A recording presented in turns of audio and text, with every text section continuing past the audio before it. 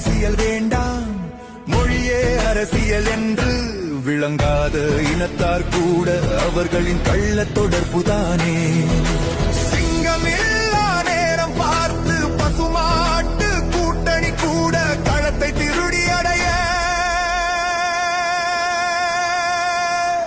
பொய் நேசம் காட்டி கத்தும்.